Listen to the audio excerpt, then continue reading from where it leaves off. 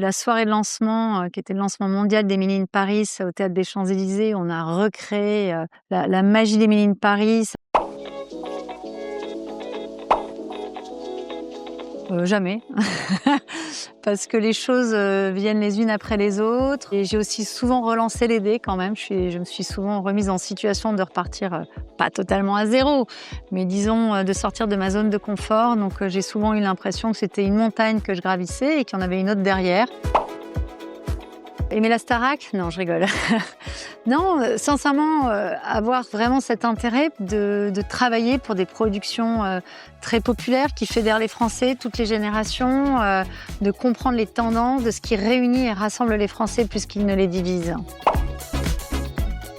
Il y en a eu beaucoup. La soirée de lancement, qui était le lancement mondial d'Emily in Paris au Théâtre des Champs-Élysées, on a recréé la magie d'Emily in Paris avec toute la touche parisienne qui était un moment extrêmement fort avec tout le cast. Au plus grand 1, 2, 3 soleil sur les Champs-Élysées pour le lancement de Squid Game avec des milliers de Parisiens.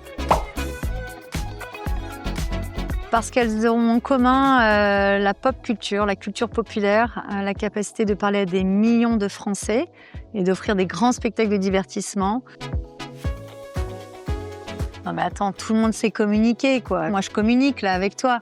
Voilà, c'est de se dire que la communication n'est pas un métier professionnel, n'est pas un métier qui nécessite une approche stratégique des choses et qu'il n'y a pas quelques compétences quand même techniques aussi à maîtriser.